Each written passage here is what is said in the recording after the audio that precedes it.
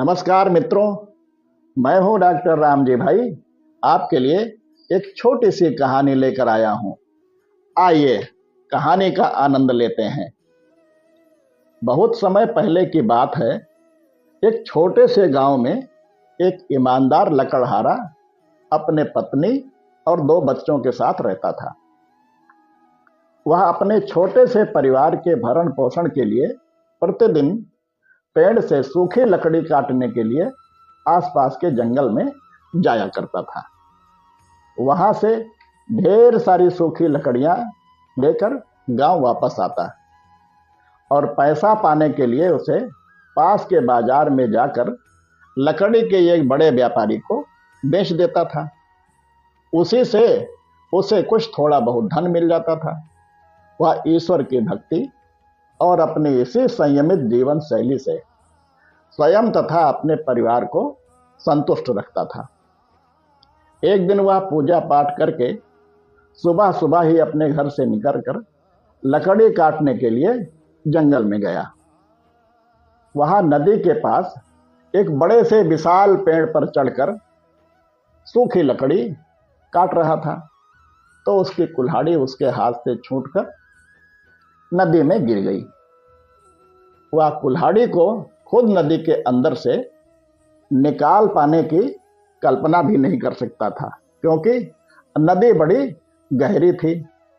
उसके पास केवल एक ही कुल्हाड़ी थी, जिससे उसकी और उसके परिवार की जीविका चलती थी, जो नदी में गिर गई।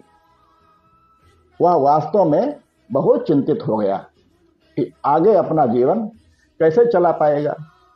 पेड़ से नीचे उतरकर बहुत देर तक बैठा रहा। कोई रास्ता समझ में न आने पर उसने हाथ जोड़कर जल देवता से मदद करने की प्रार्थना की। उसकी भक्तिपूर्ण प्रार्थना सुनकर जल के देवता नदी से ऊपर निकलकर उसे दर्शन दिए। जल देवता के दर्शन पाकर लकड़हारा भाव विभोर होकर रोने लगा। इस तरह लकड़हारे को रोते हुए देखकर जल देवता ने पूछा कि भाई, क्यों रो रहे हो? तुम्हें क्या चाहिए? बिना संकोच के हमें बताओ। लकड़हारे ने अपनी परेशानी बताई।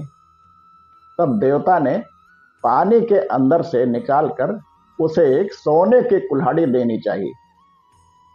लकड़हारे ने यह कहकर उसे लेने से इनकार कर दिया कि ये मेरी कुल्हाड़ी नहीं है।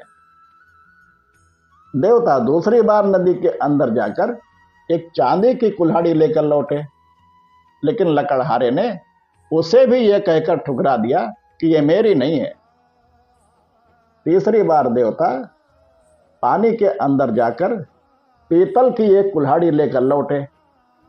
लकड़हारे ने उसे भी यह कहकर ठुकरा दिया कि यह मेरी नहीं है। इसके बाद जल देवता पानी के अंदर जाकर लोहे की कुल्हाड़ी लेकर लौटे, तो इस कुल्हाड़ी को लकड़हारे ने सहर्ष स्वीकार कर लिया।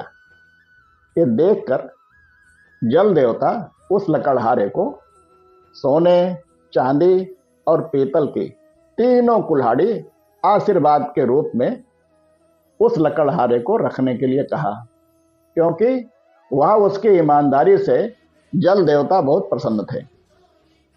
कहानी आपको अच्छी लगे तो लाइक करें, अधिक से अधिक लोगों तक शेयर एवं सब्सक्राइब करें तथा घंटी अवश्य दबाएं। अगली बार फिर किसी नई कहानी के साथ आपसे भेंट होगी। तब तक के लिए सभी को नमस्कार।